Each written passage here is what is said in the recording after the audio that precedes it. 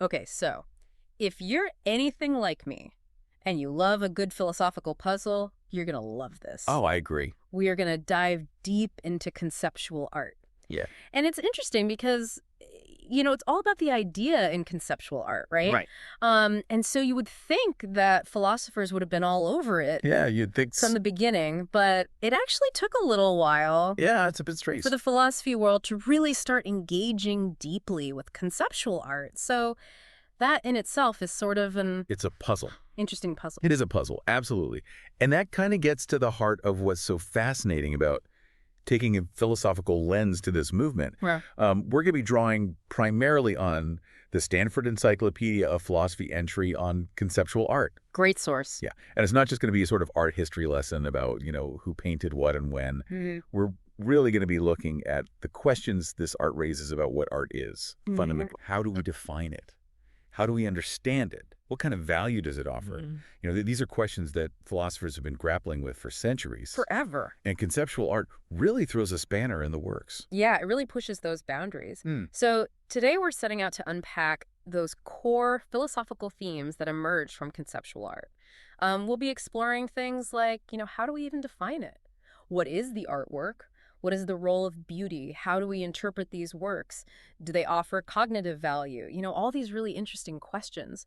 And maybe the most fundamental one to start with is just, what is conceptual art? How do we pin it down? Well, right out of the gate, we run into trouble. Always. It's not an easy thing to define. No. And the Stanford Encyclopedia entry actually quotes Paul Wood, who compares conceptual art to the Cheshire Cat. This idea that it sort of appears and disappears. It's very slippery. I like that analogy. Yeah, it's apt. When people talk about conceptual art historically, they often focus on this period roughly from the late 60s to the early 70s. Yeah. And some of the big names that come up are, Joseph Kosuth, Robert Morris, Joseph Bowies, Adrian Piper. Those are some of the big ones, yeah. Yeah, and what unites them, what's really fascinating, I think, from a philosophical perspective, is this shared ambition to move beyond the modernist emphasis on beauty, on aesthetic pleasure as the primary goals of art. What they're interested in is art that makes you think, that engages your intellect. Right, less about the visual impact and more about the concept behind it. Exactly, it's about the idea. Yeah, and that's something that we see carrying through to later works as well. I mean, think about something like Tracy Emin's Unmade Bed or Damien Hirst's Shark and Formaldehyde. Right, iconic pieces. These aren't necessarily things that you look at and go, oh, that's so beautiful. Right, it's not about beauty in the traditional sense. Yeah, they make you think. Exactly. They challenge you. And they provoke debate. Yeah, exactly. Yeah, and the entry actually points out that it's very hard to come up with a single definition of conceptual art. Right. It's so individual. Because it's so individual. Each artist is coming at it with their own set of ideas. Their own concerns, their own ways of working. So it almost seems like the definition is going to be unique to each individual artwork. Right. Or each artist, maybe even. Yeah. Potentially even. So right from the start, I think that you're is dealing with this challenge. such a philosophical problem, right? Yeah, absolutely. We always want to define things, but how do you It resists that urge. define this? It's so slippery. Resist that urge to categorize it neatly. Yeah, absolutely. And it also, when we think about, what even counts as art, conceptual art really pushes those boundaries as well. Oh, absolutely. It feels like a very direct descendant of Duchamp and his ready-mades, the famous... Wow, the urinal turned art. Yeah. That was already making people question, what is the role of artistic skill? What even makes an art object? And conceptual art takes that even further. Yeah, it really takes it to the next level. Yeah. And one of the key things it does is it shifts our focus from the art object as this sort of static thing to the process of creating it. The idea behind it. Yeah, the idea, the artist's intention, Right. their conceptual activity. So it's no longer just about looking at a finished product and judging its aesthetic qualities. Right. It's about trying to understand the thinking that went into it. The process. Yeah, the process of making it. And this is also where the political dimension of conceptual art comes in. Right. It's often very political. Yeah, because by focusing on the artist's intentions and ideas, it blurs the lines between art making and criticism, both artistic criticism and social critique. The entry actually quotes Kosuth, who says that art is annexing the functions of the critic. Wow, that's great. Yeah, so it's taking on this very active, critical role. And it's not just about critiquing the art world, it's often about critiquing society as a whole. Right. It's a statement. Yeah. Yeah. And then when we think about media, I mean, that's another area where conceptual art really blows things wide open, right? Oh, absolutely. Once you prioritize the idea, Anything goes. anything goes. I Yeah. mean, traditional artistic media like painting or sculpture, they kind of go out the window. Yeah. We see artists using performances, photography, film, video, events, their own bodies, language. I mean, really, the possibilities are endless. I think that's what's so exciting about it. It's liberating. Yeah, and it's reflected in the examples given in the text, You have Richard Long's piece where he creates a line in the grass just by walking. Yeah. Bruce Nauman's film of him playing the violin, which is, not exactly a visual spectacle. And very repetitive, apparently. Yeah. Janina and Tony uses everyday materials like chocolate and soup in these really unexpected ways. Yeah. Challenging our perceptions of those materials. Absolutely. And then you have Marina Abramovich with her, often very intense and interactive performance pieces. Yeah. Pushing the boundaries of what we consider art and the relationship between the artist and the viewer. Absolutely. Yeah. And the entry emphasizes that with conceptual art, nothing can be ruled out in principle. Which is a very philosophical statement in itself. Right. And it kind of makes you wonder, is anything art? Exactly. Or is nothing art? It really forces us to confront those fundamental questions. Yeah, absolutely. And this brings us to what I think is really the core of conceptual art. Yeah. This idea that it's art as idea. It's not about the object. It's not about the sensory experience. It's about the thought A concept behind it. Right. And the entry quotes Kosuth, who says very directly, the actual works of art are ideas. Yeah. And Sol Lewitt says something similar. The idea or concept is the most important aspect of the work. That's really So you have these artists very explicitly the essence of it. stating this. Yeah. Yeah. And it's almost as if the art itself has become dematerialized. Yeah. It's not about the physical thing anymore. Right. It's not about the material object. It's about something more ephemeral. Yeah. The idea takes center stage. Yeah. And this has huge implications for how we understand art, how we appreciate it, even how we talk about it.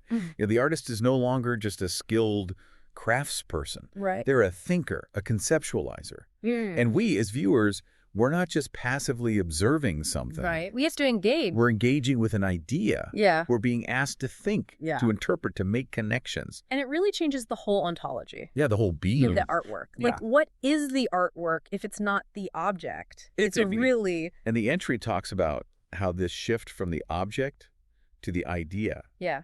it represents a shift from what they call illustrative representation to semantic representation. Okay, I like that. So traditional art, it might depict something, a scene, a person. But conceptual art, it's more about conveying meaning, Right. transmitting an idea. Right. And the artist becomes what they call a meaning maker, Right. which is a really interesting way to think about it. Yeah, absolutely. So it's fascinating from an art history perspective. Yeah. But then, as we've been hinting at, it raises all these philosophical questions. It does, and that's what we're really here to explore. Exactly. So let's dive into those. What are the big philosophical themes that conceptual art throws into the arena? And I think the first one, naturally, is the question of definition. Yeah. How do we define art? How do we define art in general? Right, which is already a tricky question for philosophy. A huge You're right. philosophical problem. Absolutely. But conceptual art makes it even harder, doesn't it? Oh, it really does. Because you have this incredible diversity of works that are all calling themselves art. Right. And they don't necessarily share any obvious visual characteristics. Right. It's not like, all paintings have paint. Right. Or all sculptures have 3 dimensions or something. It could be anything. Yeah. So how do you define that? Right. And the traditional way that philosophers have approached definition is to look for what they call necessary and sufficient conditions. Right. The rules. Yeah. So basically a set of rules that if something meets those rules, it's definitely art. And if it doesn't meet those rules, it's definitely not art. Right. And this has always been a challenge with art. Right. But conceptual art really makes this almost impossible, I think. It throws it out the window. Yeah. Because how can you possibly come up with a set of rules that encompasses everything from a ready-made urinal to a performance piece to an idea written on a piece of paper? Yeah, exactly. So if the traditional definition doesn't work, what are some other ways of thinking about it? Well, one approach that's been quite influential is the idea of family resemblance, which comes from the philosopher Ludwig Wittgenstein. Okay, I've heard of that. Can you explain it a bit more? Yeah. So Wittgenstein was interested in how we use language, and he argued that some concepts, like the concept of a game, Yeah. don't have a single clear-cut definition that covers all instances. Right. So many different kinds of games. Right, exactly. But we still know a game when we see one. Yeah. And he said this is because games share a network of overlapping similarities, Oh. what he called family resemblances. Okay. So some games might involve competition, others might involve strategy, others might involve physical skill. Right. But they don't all have to share all these features. They're all still games. They're all still games. Yeah. Because they have enough of these similarities in common. Right. It's like, in a family. Exactly. Not everyone has the same nose, but they're still related. Exactly. Mm. And the philosopher Morris Weitz applied this idea to art. Okay. And he said that maybe art is also a concept that works on this principle of family resemblance. Okay. So instead of trying to come up with a strict definition, Right. we should look for these overlapping similarities Right. between different works that we recognize as art. So, we might say that some works of art are beautiful, some are expressive, some are thought-provoking, Right. some are technically skilled, but not all of them have to be all of those things. Exactly. Okay. And they're still art because they share enough of these features with other things that we already accept as art. Right. So it kind of gets around that problem of having to have, one definition that fits everything. Yeah. But there are problems with this view too, right? There are. And one of the big ones is that it can't really account for some of the more radical examples of conceptual art. Right. Particularly the ones that look just like ordinary objects. Right, like Warhol's Brillo boxes. Yeah, exactly. Warhol's Brillo boxes are a classic example because visually they're identical to boxes of Brillo pads that you would find in the supermarket. Yeah, except they're in a gallery. The only difference is the context. Right. The fact that they're in a gallery, that they're presented as art. So how can we say that they're art based on family resemblance? Yeah. What are they resembling? Exactly. They don't seem to be resembling anything that we already accept as art. Right. It seems like the resemblance is to the actual Brillo box. Right. And that's where other philosophers have come in and said, well, maybe we need a completely different way of thinking about art. Okay, so what are some of those other ways? Well, one of the most influential is Arthur Danto's art world theory. Okay. So instead of family resemblance, he says it's the art world. Right. So Danto's argument is that it's not the visual properties of an object that make it art. So not what it looks like. Not what it looks like, not its inherent qualities, it's its relationship to the art world. Okay. So the context that it's presented in. The context, the history, the theory, the conventions of the art world. Okay, so that makes sense with the Brillo boxes, right? Exactly. So a Brillo box in a supermarket is just a Brillo box. Right.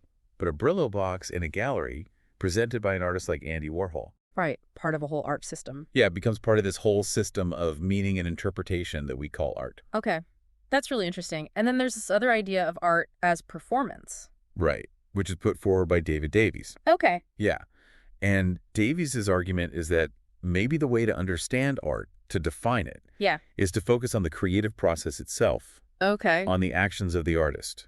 So it's not about the finished product so much as the intentional activity that goes into creating it. Okay, so it's about the artist's intentions. Yeah. The process. The process, Yeah. the choices they make, the concepts they're exploring. Okay. And that fits well with conceptual art because Yeah. so much of it is about the concept, not Right. the object. Exactly. So even if the final product is something very simple or even non-existent, Like an idea. yeah, Yeah. the art lies in the thinking behind it, Right. in the artist's performance, so to speak, of Right. creating that concept. Okay. So we've got family resemblance, we've got the art world theory, we've got art as performance. Yeah. It's still really hard to pin down what art is, Oh, absolutely. but that's part of the fun of it, I guess, right? Exactly. I mean, conceptual art really makes us question those fundamental assumptions It does. about what we think art is. Yeah. So moving on from definition, I mean, another huge area of philosophical interest when it comes to conceptual art is ontology. The study of being. Right. Like, what is the artwork? Exactly. And this is where the idea of dematerialization really comes into play. Right. Because if conceptual art is all about the idea and not the object, Yeah. then what does that mean for the artwork as a physical entity? Does it even exist? Right. Does it even exist in the traditional sense? Yeah. I mean, think about a piece like Walter de Maria's Vertical Earth Kilometer, Oh, okay. which is basically a kilometer-long brass rod buried in the earth. Okay. So you can't even see it. You can't see most of it. Right. So what is the artwork? Right. Is it the rod? Is it the idea of the rod? Yeah. It's a head scratcher. It's a really challenging question. Yeah. And it challenges this traditional assumption that, we need to directly experience an artwork through our senses in order to appreciate it. Right. The entry actually quotes Sibley, who says that in order to appreciate the qualities of a work, Yeah. we have to see them, hear them, feel them. Right. But what if the work is primarily an idea? Yeah, exactly. How do you see, hear, or feel an idea? Yeah, So it really forces us to rethink our whole approach to aesthetic experience. absolutely.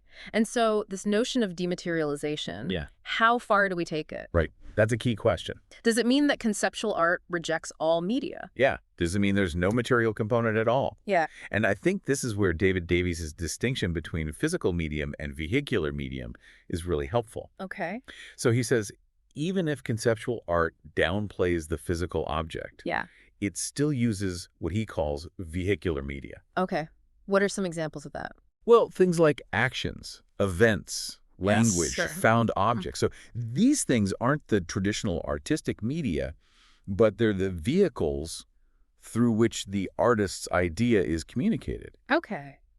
So going back to Duchamp's fountain, the urinal, Right. yes, it's a physical object, Yeah. but it's also an action. Okay. The action of choosing that object, Right. titling it, presenting it as art. Right. So the idea is conveyed through that action, Right. and the object itself becomes a kind of vehicle for that idea. Okay. I like that. Yeah. So it's not rejecting media altogether. It's Right. just expanding what counts as a medium. Yeah, expanding the notion of media. Hmm. And this connects to some broader discussions in philosophy of art about the ontology of other art forms like music and literature. Okay. There's this idea that artworks like musical compositions, Right. they exist as these abstract types. Yeah. And each performance is a token of that type. Right. So like Beethoven's Fifth Symphony Exactly. is the type. And then each orchestra that plays it Yeah. is playing a token of that type. Exactly. Okay. And this idea has been extended by philosophers like Gregory Curry Yep. to talk about artworks as event or action types. Okay. So the artwork is this underlying structure Right. or set of actions that the artist initiates. Okay. And this can be helpful in thinking about conceptual art Yeah. because it allows us to see the artwork as something more than just the physical object. Right. It's the whole process, the whole event Right. that the artist sets in motion. Okay. But even with these new ways of thinking about ontology, conceptual art still leaves us with some puzzles. Oh, absolutely. Yeah. Like- what is the role of the physical object Right. if it's not the artwork itself? Exactly. And how does this vehicular medium really relate to the claim of dematerialization? Yeah. These are still open questions Yeah. that philosophers are debating. Yeah. Definitely lots to ponder there. Absolutely. Okay. So moving on from ontology, let's talk about aesthetic value. Okay, a big one. Right. So traditionally, Yeah. We think of art as being connected to beauty. Right, to aesthetic pleasure. Right. The idea that we get some kind of enjoyment Yeah. or satisfaction from experiencing a work of art. Right. And that's how we judge it. Yeah. Whether it's good or bad. Right, based on its aesthetic quality. Right. But conceptual art often seems to reject this, Yeah. or at least downplay it. Yeah. It's not about prettiness. It's not about being beautiful in the traditional sense. Yeah. It's more about conveying meaning, making us think, offering what we might call cognitive value. Right. Understand. Understanding, yeah. So does art need to be aesthetic? Right. That's the big question that conceptual art raises. Yeah. And the entry quotes Peter Binkley, Yeah. who argues that traditional aesthetics has been too focused on what he calls perceptual entities, Right. the sensory qualities of artworks. Right. What it looks like, what it sounds like. Yeah, exactly. Yeah.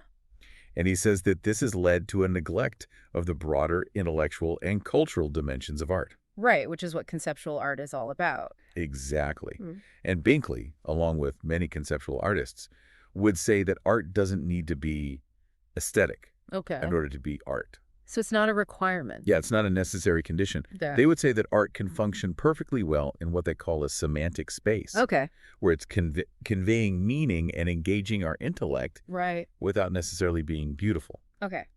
So that raises a question for me. Yeah. If it's not about aesthetic value, Yeah. what distinguishes art from, say, philosophy or science? Right. That's a very good question.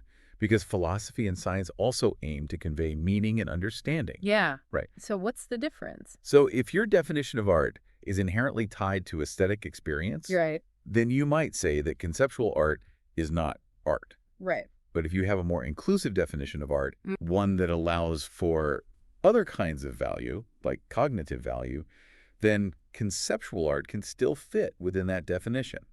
Okay, so it depends on how you define art in the first place. Exactly. Right. Yeah. And the entry suggests that maybe we should think of aesthetic value as just one kind of artistic value among others. Okay. So a work of art can have aesthetic value, it can have cognitive value, it can have moral value, it can have political value. Yeah. It can have all sorts of values. Exactly. And conceptual art is just choosing to emphasize certain values over others. Yeah. Okay. And Yeah. even if we say that, a work of conceptual art isn't aesthetically pleasing, Yeah. can we necessarily say that it's bad art? Right. That's another interesting question. Yeah. And the entry uses the example of Michael Craig Martin's An Oak Tree, Okay. which is basically a glass of water on a shelf. Okay. And the artist claims that this is an oak tree. An oak tree. Okay. That's Yeah. a pretty bold claim. It is. Yeah. And people have criticized this work, saying, well, this isn't beautiful. It's not even an oak tree. It's just a glass of water. Right. But the entry's point is that to criticize it on those grounds is to completely miss the point. Yeah. You're not getting it. You're not engaging with the conceptual framework that the artist is working within. Right. The artist is not trying to create a beautiful object or to realistically depict an oak tree. Right. He's trying to make us think about how we categorize things, how we define things. Right. It's a philosophical statement. Absolutely. Yeah. So I think the lesson there is that you can't judge a work of conceptual art based on traditional aesthetic criteria. Yeah. You have to judge it on its own terms. You have to engage with the artist's intentions and the conceptual framework that they're working within. Yeah. Okay, so we've talked about definition, we've talked about ontology, we've talked about aesthetic value. Yeah. Another huge philosophical issue that comes up with conceptual art is interpretation. How do we make sense of these works? Right. How do we even begin to interpret them? Yeah. And the entry points out that interpretation is particularly problematic for conceptual art. Yeah, it's tricky because, what are we even interpreting? Right. I mean, with traditional art, Yeah. we might look at the object, the colors, the composition, the subject matter. Right, the brushstrokes. Yeah. Yeah. But with conceptual art, the object itself might be very minimal or even non-existent. Or just a ready-made object. Yeah, exactly. So are we interpreting the object, the idea behind the object, the artist's intentions? It's hard to know where to start.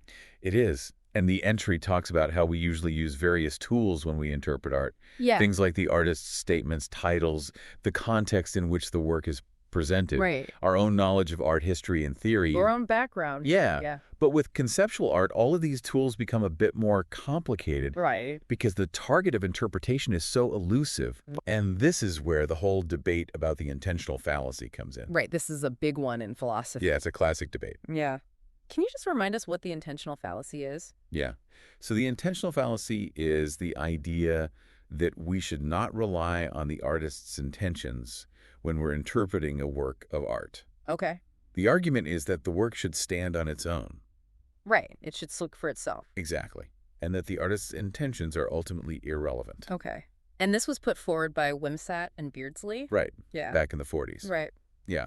But this position is very difficult to maintain when it comes to conceptual art. Right. Because, as we've said, the object itself might be very minimal. Right. And the idea might be very hard to grasp without knowing something about the artist's intentions. Yeah. Like with the Brillo boxes again? Yeah, exactly. If you didn't know that Warhol intended those boxes to be art, Yeah. would you even consider them art? Probably not. Probably not. Yeah. So the artist's intentions seem to be crucial in this case. Right. But then how much weight do we give to those intentions? Right. That's Are they the only thing that matters? Yeah. And there are different views on this. Right. Some philosophers would say that the artist's intentions are the ultimate arbiter of meaning, Okay. that the work means what the artist intended it to mean. Okay. Others would say that the interpreter has more freedom, Okay. that the interpreter can construct their own hypothesis Hmm. about the artist's intentions, Right. which might not perfectly align with what the artist actually had in mind. Okay. But as long as it's a plausible interpretation, Right. it's a valid one. Okay. So it gets really complicated. It does. And then you have some conceptual artists Yeah. who explicitly say that their work means whatever you want it to mean. Right, which adds another layer of complexity. Yeah. Like they're almost abdicating their responsibility It seems that way. as the artist Yeah. to say what the work means. Right. And this creates a tension, Yeah. I think, between the idea that the artwork is the artist's